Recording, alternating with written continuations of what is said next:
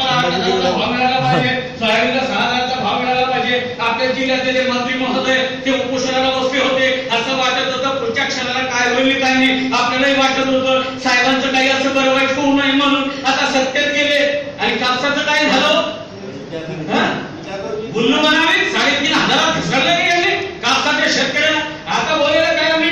हे महाराष्ट्राचे मुख्यमंत्री आंदोलन करत होते, ते दिल्लीला जात होते पाशा पटेल साहेबांच्या समोर. आपले पाशा पटेल साहेब सुद्धा आता मीडियाची भाषा बोलताय, सरकारची भाषा बोलताय. म्हणून आमच्या शेतकरी संघटनेची जरी असतील तरी त्या दलाल आणि भडव्यांची भाषा आम्ही आता खेचून काढली पाहिजे. याच्यामुळे शेतकऱ्यांना थोडा आक्रमक व्हावं लागेल, आता निर्णय घ्यावा लागेल. जर तुम्ही आता लढण्यासाठी तयार नाही झालात तर आता ही शेतकऱ्याची शेवटची पिढी आहे. येणारी नसतं तुम्हाला माफ करणार नाही, एक लक्षात ठेवा.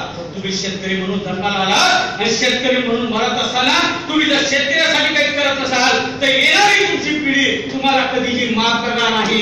जे लोक लागतात त्यांचा इतिहास लिहिला जातो. छत्रपती शिवाजी महाराजांनी हातामध्ये तलवार घेतली, रस्त्यावरती आले, मुठभर मावळ्यांना सोबत घेतलं, या देशामध्ये स्वराज्य निर्माण झालं. डॉक्टर बाबासाहेब आंबेडकरांसोबत काही फारसा समोर नव्हता साहेब, मुठभरच लोक होते. हातामध्ये त्यांनी पेन घेतलं, भारताचं संविधान तयार झालं. मेरे शिवजी ने तलवार उठाई तो इस देश का स्वराज्य बन गया, मेरे वीर ने कलम उठाई तो इस देश का संविधान बन गया. और संविधान की ताकत तो देखो यारो, एक चाय बेचने वाला देश का प्राइम मिनिस्टर बन गया. सुंदरी सुधा अच्छे दिन आने वाले हैं मेरे सवासों देशवासियों. हम सत्ता में आने के बाद तुम्हें स्वामीनाथन आयोग लागू करेंगे.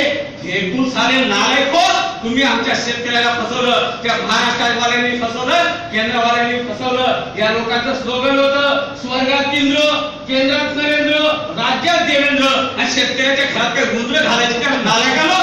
आता यांना जाब विचारावं लागेल, रस्त्यावरती यावं लागेल, लढाई लढावी लागेल.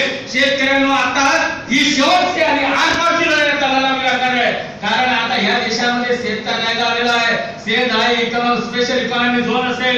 आता याच्या माध्यमातून आमच्या शेतीवरती कब्जा केला जाणार आहे. हे समृद्धी महामार्ग वगैरे काय काय ते हुल्लबाजी प्रोग्राम चालू आहे. आणि मग कोणी काय खावं कोणी काय खाऊ नये, गोवंश हत्याबंदी कायद्यासाठी कधी आपण मोर्चे काढले होते का? आता शेतकरी